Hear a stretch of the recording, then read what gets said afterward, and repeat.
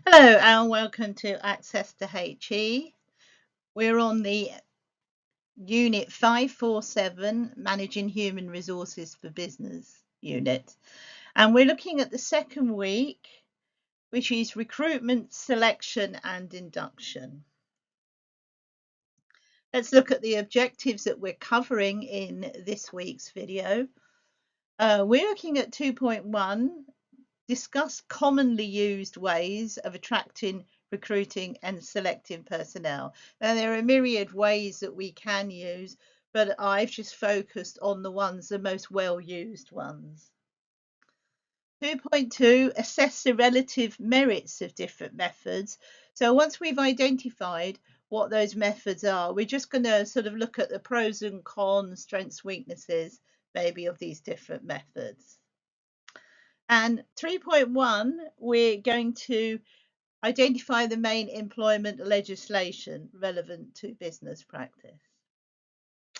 Okay, so I'm going to start really with the advertisement. How do we advertise? What do we do? Let's think about it. There's two ways of advertising a job that's vacant, and that's either internally in the company or externally from the company. So this is internal and external recruitment, really. Very often, internal recruitment occurs when someone's actually looking for a promotion or wishing to change roles. And for some jobs, if it's a whole new team and that, you may not be able to just advertise internally. On the other hand, if you're a small business and you encourage promotion through a sort of smallish team, then you may only advertise internally. A lot of organizations now, just to sort of be beyond criticism from any sort of forms of discrimination, tend to advertise internally and externally, where, especially if they're a bigger company, where the internal person can apply, but they're on the same sort of basis as those applying externally. So they aren't generally being seen beforehand now. They may well be seen in competition with the external people. So in fact, they don't have any real benefits apart from the fact that they know the company very well. I suppose that which is a benefit. So to advertise internally, you just have some sort of internal job advert. It might be sort of all staff emails. It might go on a physical notice board up in corridors or in cafeterias or in meeting rooms. It might be on their internal website, or it might just go out through company memos. If you're advertising for an external recruitment, that would be a lot wider. That you might have newsletters or emails that people subscribe to or follow the company. You probably have a company website that you could advertise on. You may use professional recruitment agencies to do all this work for you. Especially good if you've got a lot of people. That say you've started a whole new team, you might get a recruitment agency to actually handle the whole process for you. You can do. You probably advertise for your own website over your own social media if you have a sort of Facebook, Instagram presence as an organization. Or you may advertise through newspapers, and they could be national newspapers or they could be local newspapers, depending usually on the scale and level of the job that you're advertising. If it's a sort of small customer facing sales assistant job, you're probably not going to go into the big national newspapers because they're very, very expensive. You might go into a local newspaper because you might be looking for someone who's local who doesn't travel far anyway. And you can advertise in trade magazines if you're a sort of specialist field, like double glazing company or something. There's a specialist magazine that it might be a good idea to advertise in because people with those specialist skills may well read it. It's particularly popular with sort of nursing and teaching jobs who as well as going for national newspapers, a lot of people actually just look inside on the sort of nursing and teaching specialist magazines like the Nursing Times and Teachers Weekly and that sort of thing. And that's a place where people might just go straight for any, they usually have a section, certain area. People just go, right, any jobs, see what's there, so can be very valuable. Another, as I mentioned earlier, you may use recruitment agencies, and recruitment agencies are businesses who are particularly focused on just finding suitable employees for your vacancies, and they are generally fairly skilled, and they can nowadays work for sort of any type of employee really, from office staff to warehouse staff to cleaning staff, teaching staff, directors. There is a sort of recruitment agency for everybody. Some are fairly general and some are quite specialised. If you have a look at the graphic that I've put on for you, you can see there's four particular different types of recruitment agency, and you would use the relevant one really. So you can have a high street agency, which often has sort of little branches where the main shopping centres are, things like that. And they recruit for all sorts of different levels of jobs, particularly good if you've got vacancies you need filling fairly quickly, or they could put a temp person in for a while for you and then help you recruit for a sort of more long-term person, and they get paid on a contingency basis. So they get paid by the job, really. So you just ring them up and say, "Hi, I really need two customer sales assistants. I've had two people who are working their notice at the moment. I need to get them in quite quickly, otherwise we'll be very stretched." So, and then they'll go through job descriptions with you, and they'll handle quite a lot of it for you. And a lot of smaller organisations do use the high street agencies, especially for office staff, particularly. You have an industry specialist who works for a specific market, and therefore the recruiters that work for the agency are particularly skilled in certain areas. So they may have worked in the field themselves, or they've got a lot of knowledge in the field. They've spoken, they work with um, all the different organisations that work in that field. So, say you're in an area where there's a lot of work in the nuclear power plants, so you might have a specialist agency that so they know all the legislation, they know all the expectations of the job, and they can actually get you sort of very very high quality staff, and they may be able to recruit wider for you, but sort of bring people to you in a way. There's temp agencies, and they're often on the high street as well. It could be your high street agency has two parts to them: the sort of recruitment and the temp agency. So very often they may combine it into the same office, so they might have two separate ones. And they recruit for temporary, short-term vacancies. Lots of hands-on stuff, so like cleaning, warehousing, council workers, well, all sorts of things really. Catering, particularly, often goes through a lot of temp. A lot of office work as well. Tends to be sort of more low level, not really management. Unless people have got sort of short-term contracts for project work or something like that. And they do tend to be sort of fairly locally focused, really. And then you've got the executive search agencies, and these are real specialised agencies that only recruit for senior roles. You're talking about CEOs, finance directors, um, lawyers, that sort of thing, and they will headhunt people as well. So they may recruit across the country because they've got connections everywhere, and they're often paid on a retainer, really. So if they tend to be used by very large companies, and they're paid a sort of regular amount, so they're constantly looking for people for you, so that lining people up, having them in mind, so that when someone moves on, as a lot of directors and that turn over the work they do every couple of years, they might move on to something different. These people will be getting people in place. So it's a quite a specialised job. They have to be quite skilled and knowledgeable, and they have to have a good presence that these sort of very senior people are willing to work with. So they're not like your average high street agency. They're quite specialised, and they're usually based in the big cities. Um, but they will work right across the country.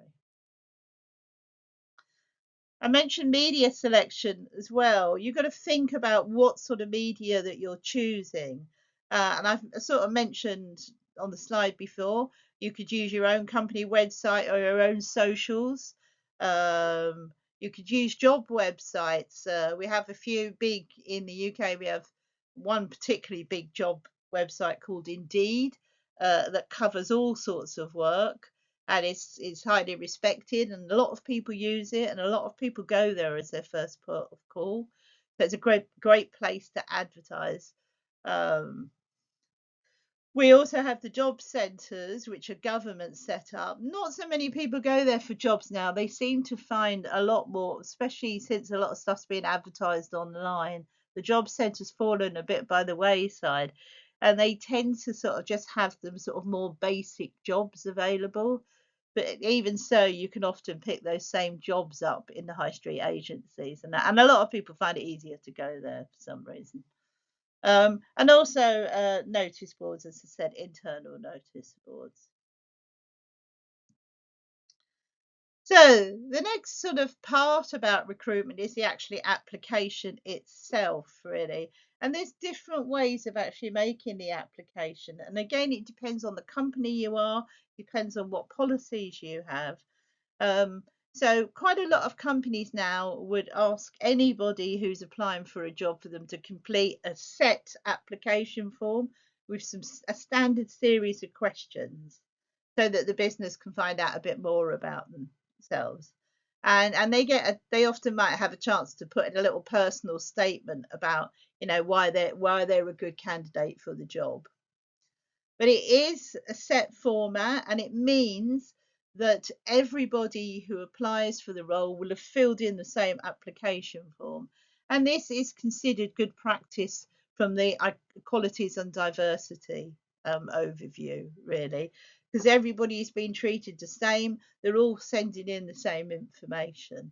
So a lot of organisations are leaning towards sticking with just letters of application. Um, The second way of doing it, and probably slightly more old school, is the CV or the curriculum vitae. Curriculum vitae is Latin, it means course of life, and it's a document that you lay out which takes you generally from your education upwards through all your different jobs, the different skills and experience and qualifications you've gained, and then a little bit about you as a person. Now, a long time ago, some roles just wanted CVs, and if you were interested in working in a company, you could just like leave your CV at the HR department. And this can be quite encouraging because it means that they've got CVs on file if any jobs come up. But nowadays, as I said, because of equality and diversity, a lot of the big companies, especially public sector companies, are not accepting CVs because they are all so different.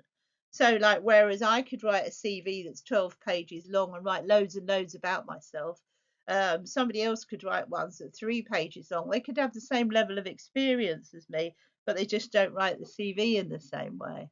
And a lot of people, are finding they don't want to be criticised or taken to an employment tribunal for not treating people fairly. So a lot of them are saying, don't send a CV anymore. We just want a letter of application. So you may come across this more and more, really. And some people are still able to get jobs by informal contact. Somebody might have let somebody know. Now, these are usually fairly low level jobs or very local jobs or from a very small business. So, say you're a small building company and you're a carpenter and you've got a lot of friends in the building trade. You're looking for a new job with a new company, and somebody says,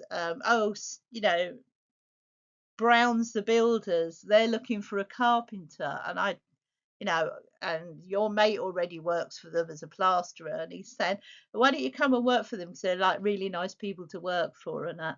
So you might make an informal contact with them and say, oh, I heard you're looking for a carpenter. So for some of those sorts of roles, that works quite well. But in a very large company, that informal contact really would be completely ignored, to be honest. So, I mean, you couldn't walk into somewhere like, I don't know, Marks and Spencers, say, or even Tesco's, and say, you know, I'd like a job. You got anything going? They say, oh, no, no, no, you've got to go through human resources. So there's quite a lot of change in that. However, if your local corner convenience store is looking for someone to work 3 nights a week and you're free, I mean, they will probably advertise it in their own window.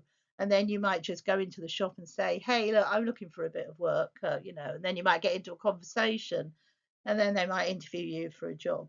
So informal contact used to be more frequent than it is now, but now it does still happen, but only for very sort of small local roles, small local businesses. Okay, so we know that most of those applications lead to some form of interview generally. And the most common way still of seeing whether someone is appropriate for a job is an interview. And it's a sort of formal meeting. We usually try to sort of dress quite smartly, and then somebody goes along and you're asked questions, and you have to answer them and generally explain your previous experience, why you want the job, why you think you could be good at the job. And it's also a space for you to ask questions if you're not quite sure about some of the detail of what the job does. Three main tape, three main types of interview: face to face, which is the more traditional one. They give you an appointment, you turn up at an office, sit down. Some people are sitting across the desk, could be one, could be two, could be three, and they ask you the questions. Telephone interviews, it can be for like a smaller role or if they've got an awful lot of people to see. So again, say Tesco's supermarket is looking for 50 staff on the sales floor, they might do a telephone interview at the beginning, just to shortlist people and then do a face-to-face interview. Or they might not even bother if they know that someone's, they might get you to fill in a form. And if they think that you've got the relevant retail experience, they might just do a straight telephone interview. It really depends. And another one is sort of like a hybrid of the two, really, an online interview, especially if, now this can happen if you're applying for a senior role and you don't live in the town. They used to bring people, spend quite a long time getting people to travel backwards and forwards. But nowadays they say, okay, all right, you're in Scotland, I'm in Birmingham. All right, you'd obviously have to move if you apply for this job, but yeah, let's do. And they do the interview online. And nowadays, because you can get the whole panel sat there and you can do a pretty much good backwards and forwards Zoom or Teams, then a lot of interviews do happen online now. Save people traveling, save paying for them to travel, and that sort of thing. Again, if you're Tesco's, you might do a whole load of online interviews, sort of fairly quick, short and sharp, just so you can see the person, maybe is presentable, maybe is tidy, and maybe that's all you need, and then ask the questions. So interview, whatever form it takes, is still the most common way of being recruited. My little graphic here has broken down interview into different types. You might want to look into that a little bit more. You've got the formal interview style with the planned set of questions that everybody gets asked. You get a sort of more informal interview where it might be sort of over a coffee. chatting, asking questions, a lot more backwards and forwards, really, where both of you are finding out about each other. And for some roles, a lot of people are going in this direction now because you end up sort of finding out a lot more about people. A situational interview. These tend to be for a little bit more senior roles where people are given, especially supervisory or management roles, people are given lots of scenarios or imaginary situations, and the candidates to sort of, instead of just a straightforward question, they're asked to tell you how they would manage things. So here's a scenario. What would you do in this circumstances? Now, the directive interview is pretty much, it's a structured interview, the same as the formal interview, really, but it really makes sure that all the questions are exactly the same. So that's very equalities orientated interview, and they don't deviate and they don't add in any extra questions. Now, there's two sort of schemes of thought on that. Not adding follow-up questions, some people feel is a bit of a loss, because if there's something niggles you about what somebody says and you don't follow it up a bit, then you could make a mistake and hire the wrong person. But some people get very sort of concerned about any risk to equality, so they won't ask any follow-up questions. They'll only ask the questions they've got. I think as people get more and more experienced in interviewing, they're able to ask the appropriate follow-up questions, which just expands their knowledge of what the person's saying, but doesn't give them any advantage in an equalities issue.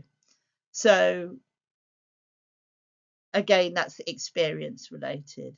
Non-directive interview is often the informal interview. It can be very non-structured as well. Informal interview can still have a structure, but it can just be a much more relaxed. The non-directive interview can have no structure whatsoever. And again, you need to be very experienced in knowing what you want from people, in recruiting people to do a non-directive interview, because you haven't really got a framework. So maybe the only framework you've got is their job application, and you just pick questions out of it. But again, it's a backwards and forwards one. So people can express themselves in any way they want. You've got to be able to read between the lines, though. So again, that one takes experience. So what are the alternatives to interviews? Well, as I said, interview is still, I would say probably 85% of most job applications still are, work by interviews. And while they are still very common, a lot of businesses are actually trying to do some different ideas, because they feel that sometimes interviews don't really get down to what they want. Some of them will go with skills tests, and this is particularly useful if you're working with a definite skill set that isn't easy to talk about, that has to be demonstrated, such as a car mechanic. Now, it's all very well for a car mechanic to sit in an interview and say, yeah, I've worked on every type of car, I can mend anything really. Well, yeah, sure, that's great.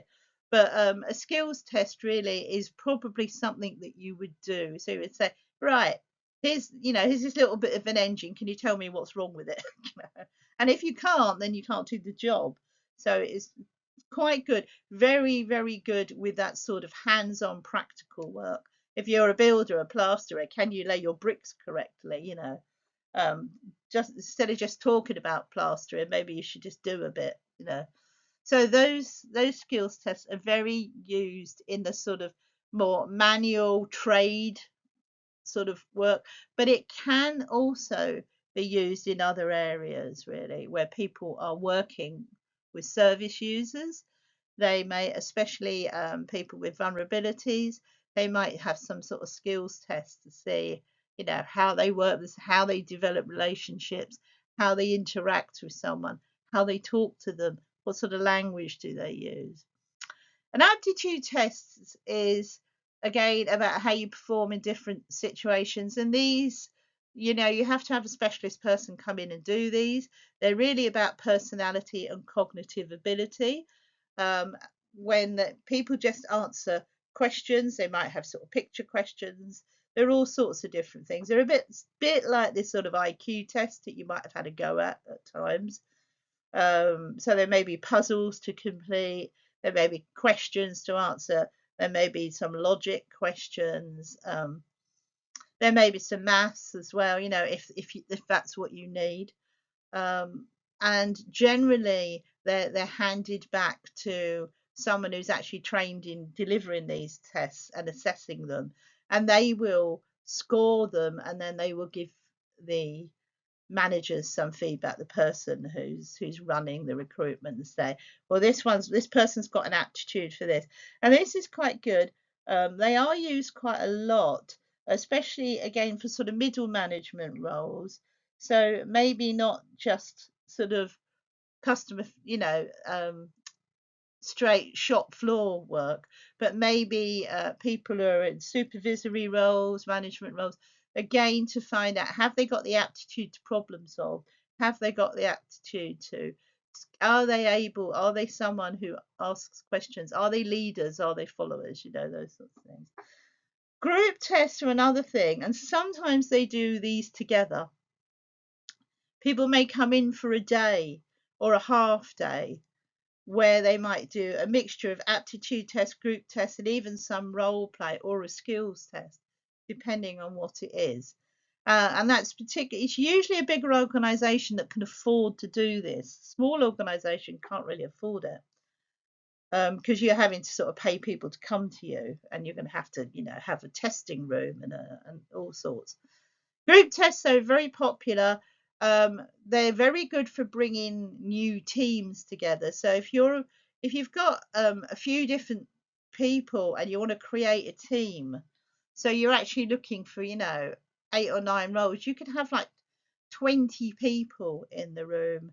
You could break them into groups, give them some problem solving as a team, find out how people behave in a team.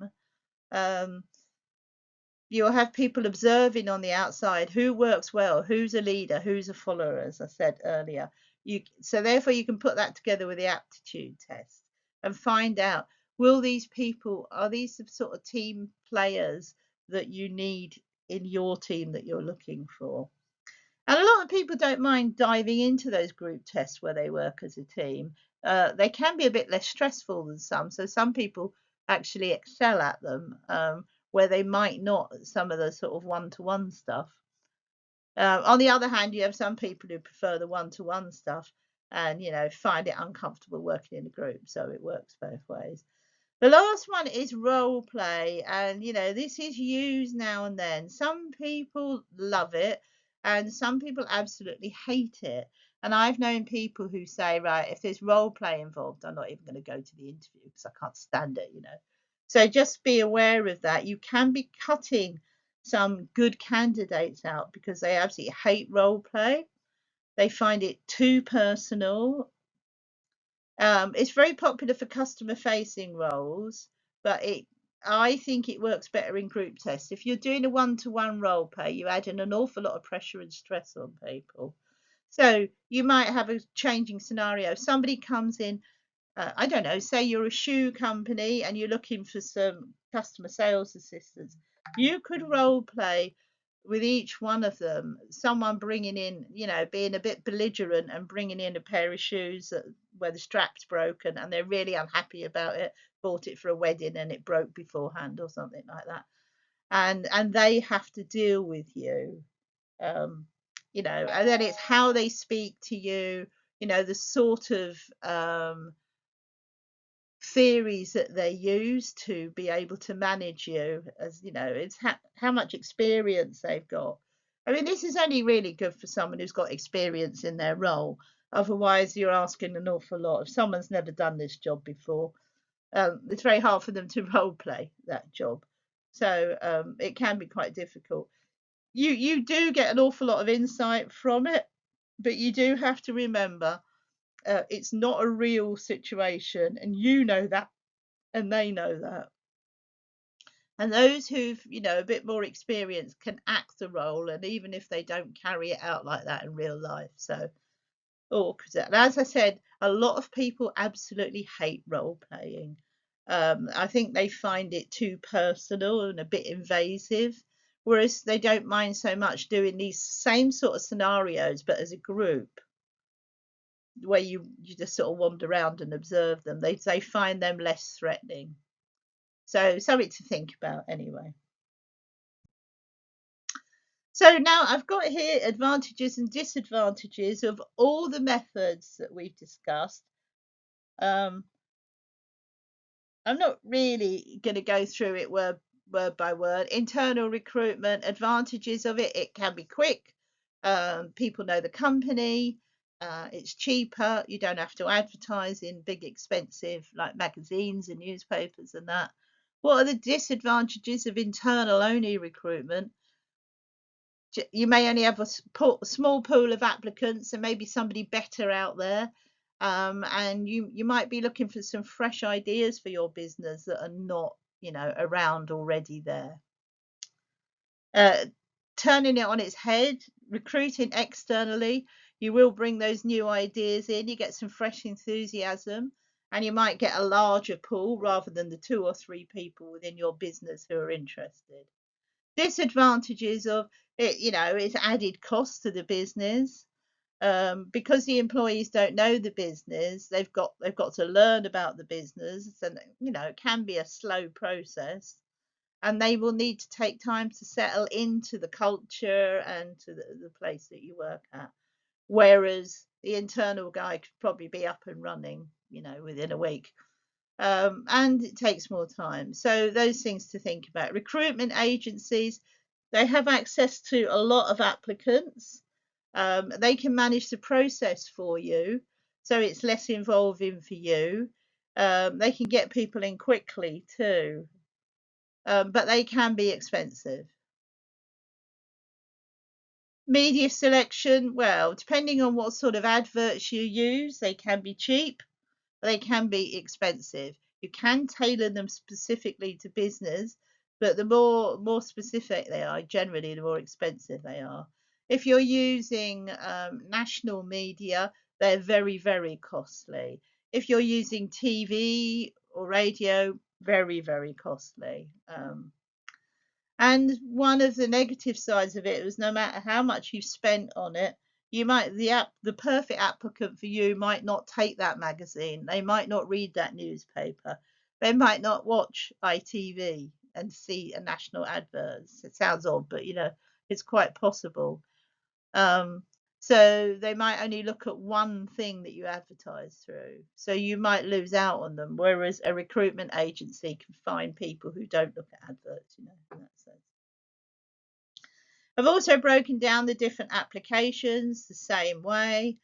Um, Thinking about the interviewing thing, face-to-face interview is always great because you can like read body language, you can read facial expressions. Um, Telephone interview is very quick and convenient, can be less pressure for the person, so they can be a bit more relaxed, but you don't get your body language or facial expression, so you can't read so much about the person. Online interview is good because it covers both sides of it.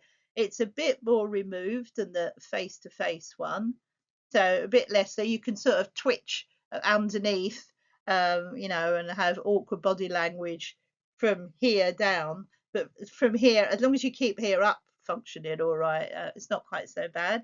So some people might find it easier, and it can happen anywhere. People don't have to travel in. They don't have the problems of taking the train and the train breaking down, or being delayed or cancelled and then coming to the interview late. So a lot of these things work a lot better.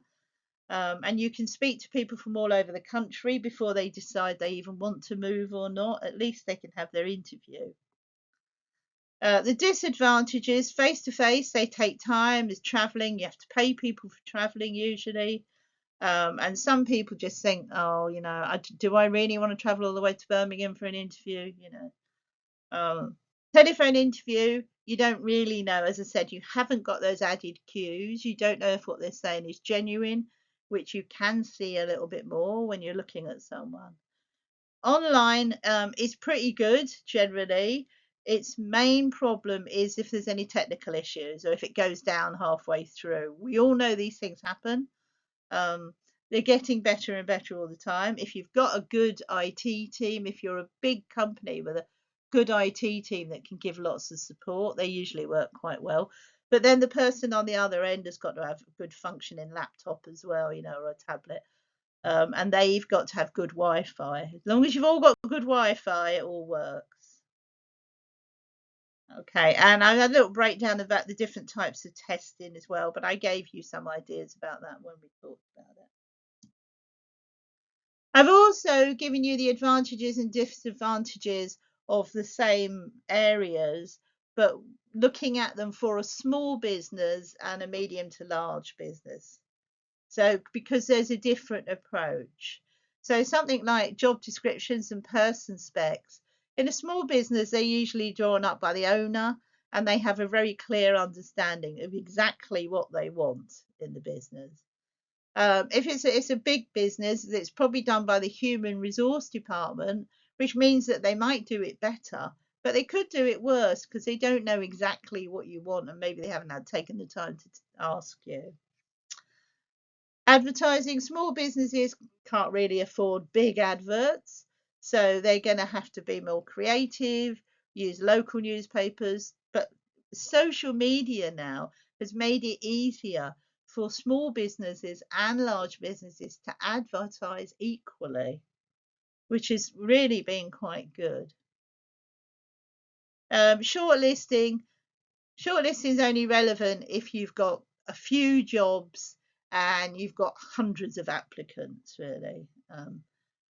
If you've if you're a small business and you've got 5 applicants, you probably don't shortlist them.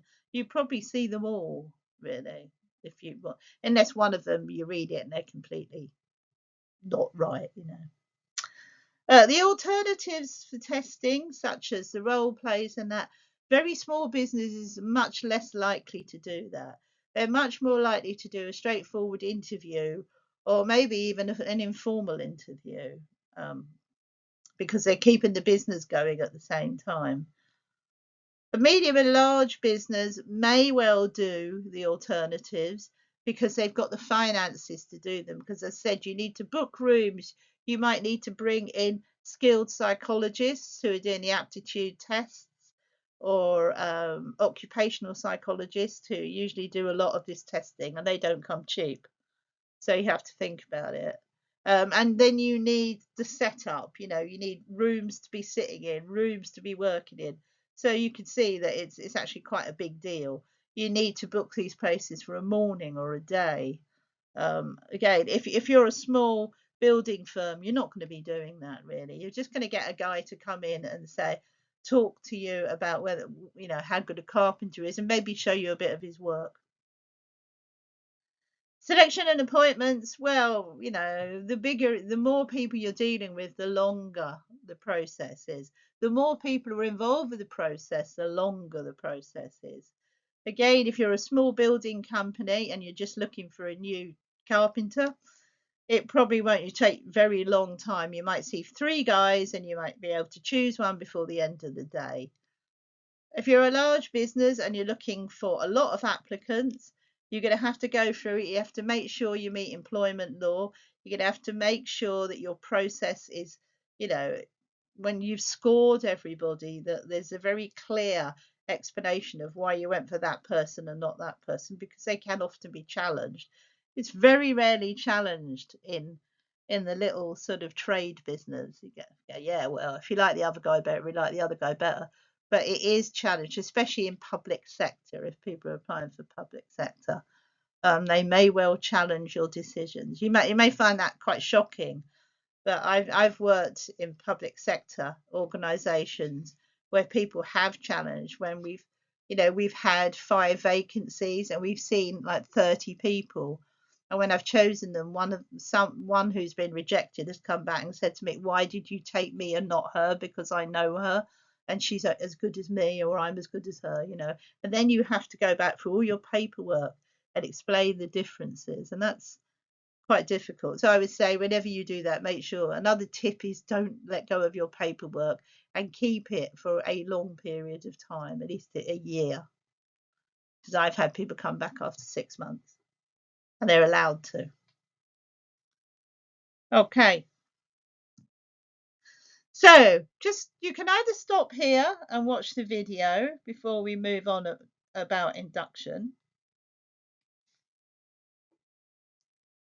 There is a little video here about a better way to hire, which you might think might be interesting. Or you can save it up and watch it at the end if you wish.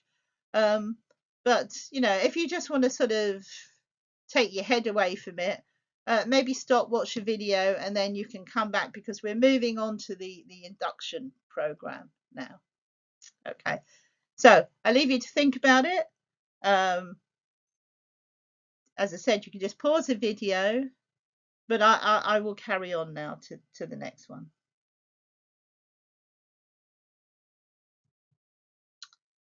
Okay, welcome back.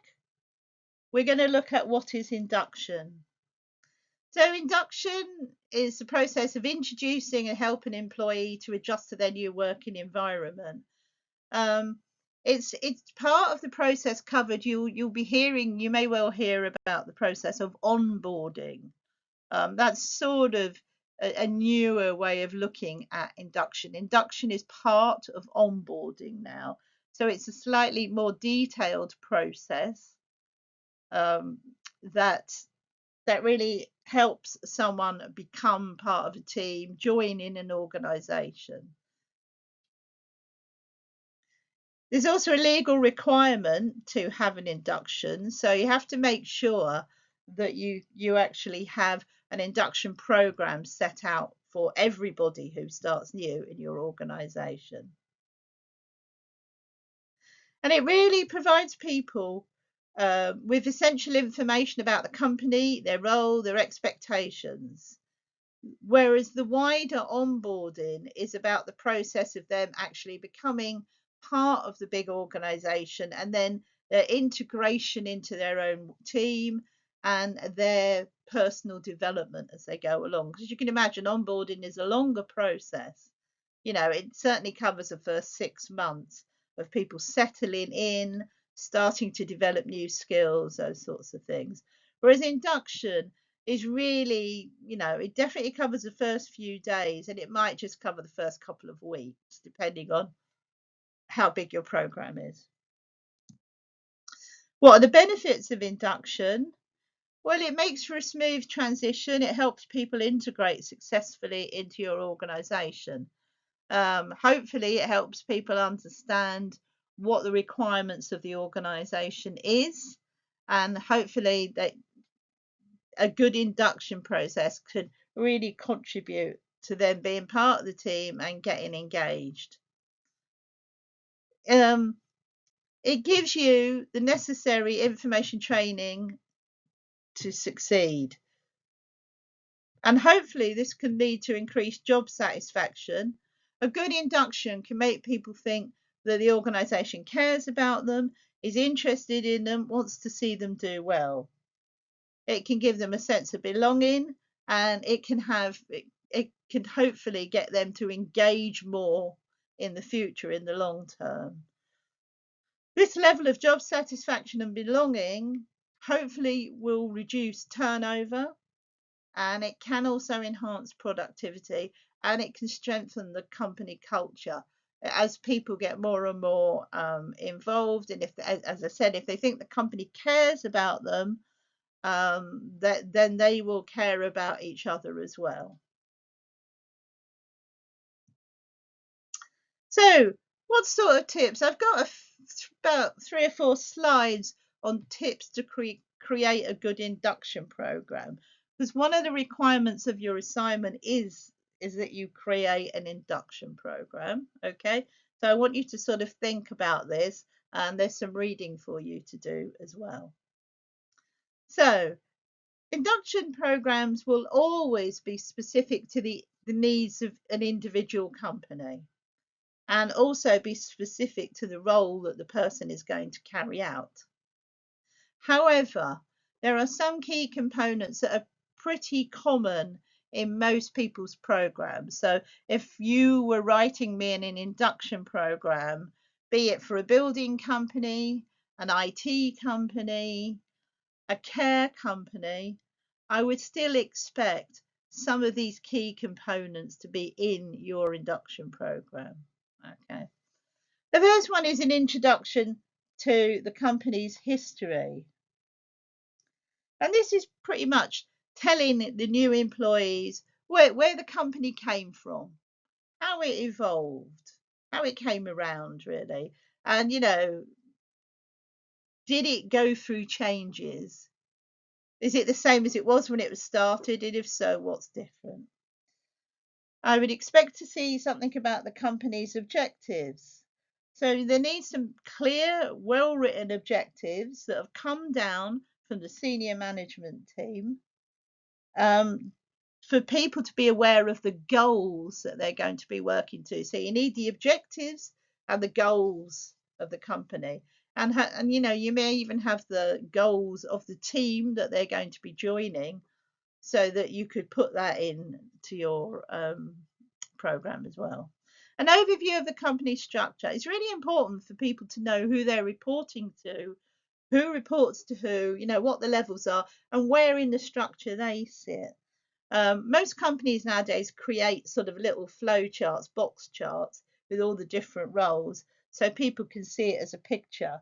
And I think that's really very helpful. So just giving someone the structure as a graphic is usually the easiest way to do it.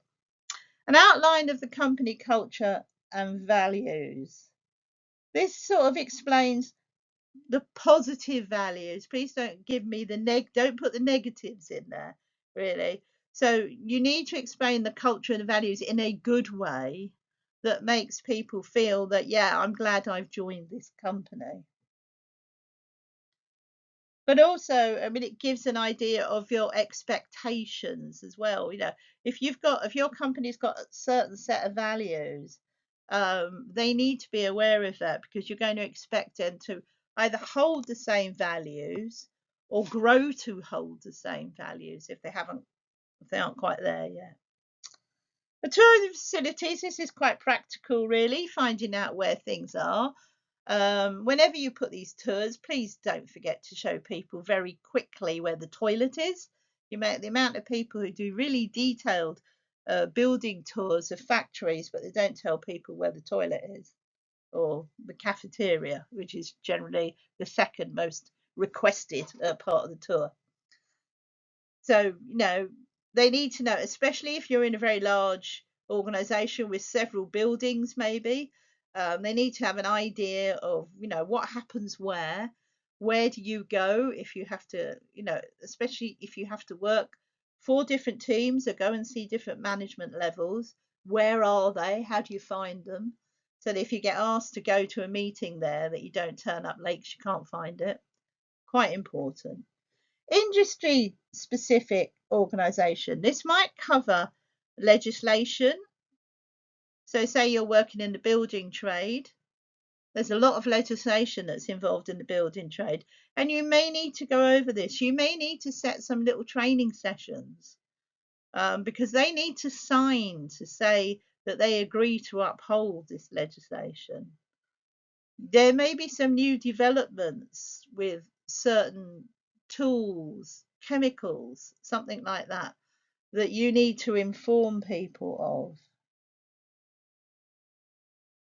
Role specific details. Again, anything the first things that's expected of some people.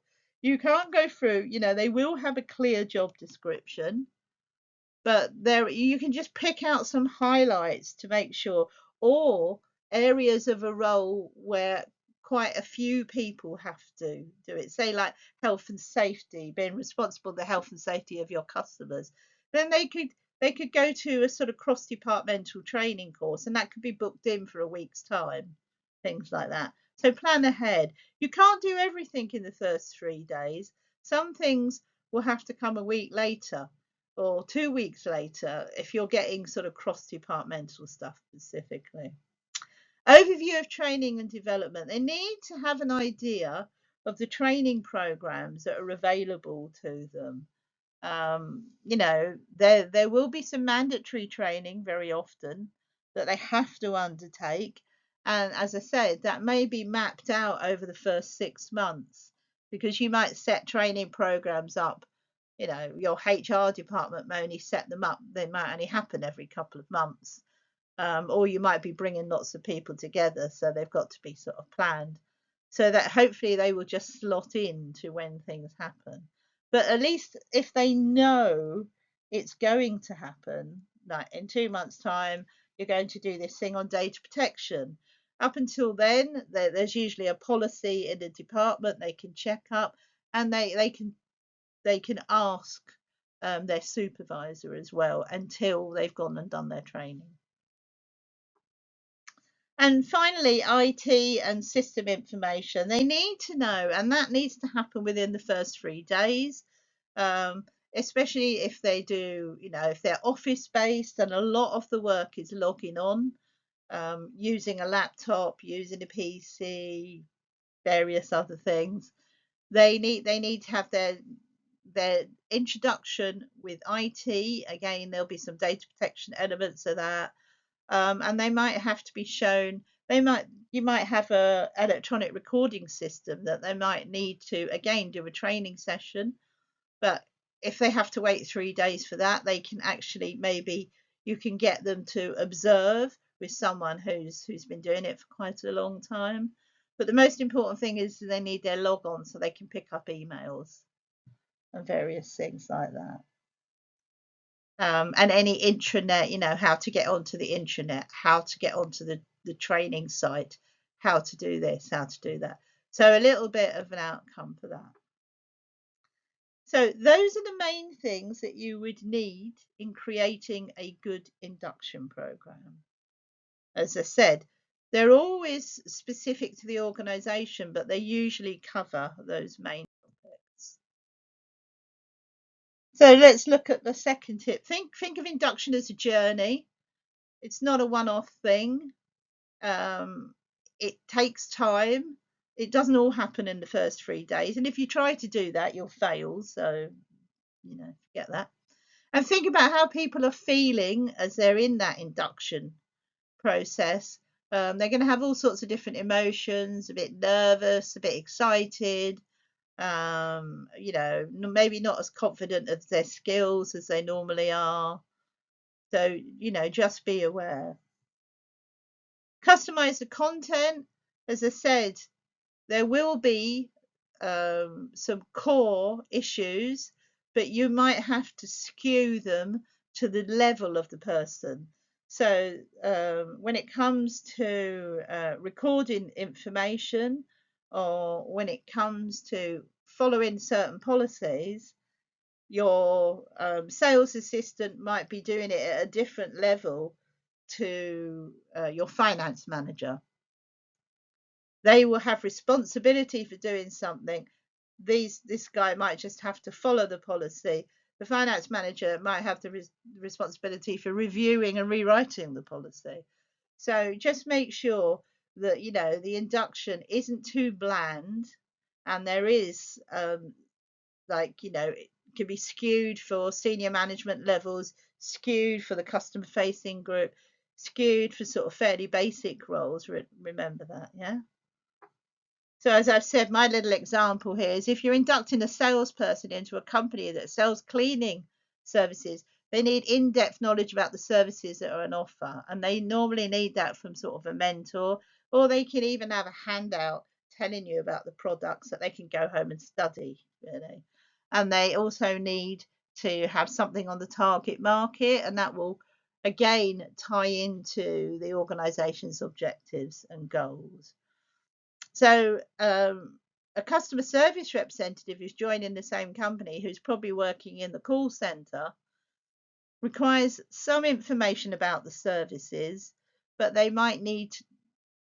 although they might need some knowledge, they won't need the depth of knowledge as the salesperson does, but their induction might have more emphasis on what the policies and procedures of the company are, so that when they do the sales, the customer service, they do it correctly. How many days do they allow for returns? Do they give refunds? Those sorts of things. So another thing is make it engaging. Induction programs can be really, really boring, and I've sat through some very boring ones, and maybe you have as well. It is one of the first impressions an employee gets of a company, and that tone and attitude can really set in with some people, and it can take a long time to shake off if they don't like it.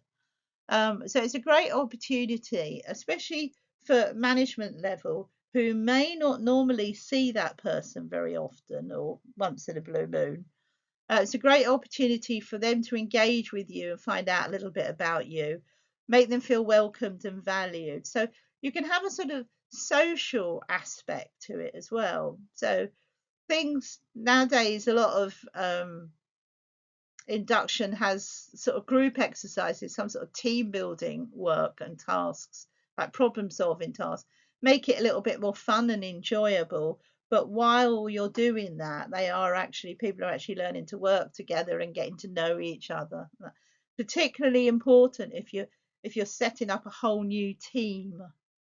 You need a lot of those sort of group exercises. You need a lot of team building to go along the way. If you've got someone joining a team that's been established for 20 years, it's about them fitting into the team. If you've got a whole new team, it's about them establishing themselves. So you need to put a lot more emphasis on the sort of group work and group exercises. Moving on from that is introducing new employees to an organization is, really a large part of it too. Yes, there are formal introductions, but also informal introductions, sort of, at break time, over lunches, can be really, really important as well, because that's where a lot of relationships are built, really. And again, if you're bringing in a new team, one of the things I've always done with starting new teams is during the induction period where they're not actually doing their job, they may be just on, intensive induction. If you're bringing in a new team, you might have not started them with any customer work. Then you can create some little social events that can really help them build their relationships quicker. So it's up to you, be sensible, be wise. Doesn't mean to say everyone goes out for a drink and gets very, very drunk. That's not really the idea. But some sort of little gatherings, going out for a tea meal is often quite nice. Or bringing, if you don't feel comfortable with that, having a team lunch in between, or having regular lunches as part of the induction course. Breaking for lunch where people are actually working together or preparing food together, those sort of things. Lots of things like that. Or just having coffee events. But think about it. The more you can put that in, the more you're engaging your team. What you're going to have to do for the assignment, part of the assignment, is to create an induction program for a new team. So I want you to think about some of the things that I'm saying here. Okay, and consider how you deliver it as well. You need to use a variety of methods. You can have some one-to-ones. For some things, you might just need to sit down with the user, with the new employee, and some things you can do group workshops, and some of the training can also be online, and they can do that in their own time, or you can give them an afternoon to go away and do that at their desks. So particularly the legislation stuff is often done online, a bit like this, so that people can just go and do it when they can fit it in, really. Make sure the information is nice and clear. Make sure the detail is relevant and up to date. Don't make it too long. And make sure that the program gives them the necessary information without overwhelming them. So again, think about how you spread it out. You can't do everything in 3 days. They can't have, like 9 hours of this, because they won't be able to sort of absorb it all. So there may be some things that they can go off and do in the evening or at home or just in the morning. Say, right, there's a couple of bits of online stuff we'd like you to work through, and you need to do that within the next fortnight. Give people reasonable goals. The last set of tips really is pace it well. As I said, don't overwhelm them with information, and get some feedback really from them. Do things gradually, but not so slow that they forget what you did. So you've got to find your happy medium. Whenever you implement induction, you do need to review it and you do need to make changes. And the best way to do it is creating some form of employee feedback. Now, if you're just inducting one person, you might just need to give them a feedback form that you can pass to HR so they can keep an idea and say, well, okay, that didn't work and that did work. And also, as part of those of you who are managers who are actually putting together induction training programs, you do need to review it. You do need to make sure it's kept up to date. You do need to make sure if the objectives and goals of the organisation change, that you change that in the induction. You do need to know that if there's any new legislation, that's got to be encompassed as well. So you do need a very set date for when you review your induction training program. Okay.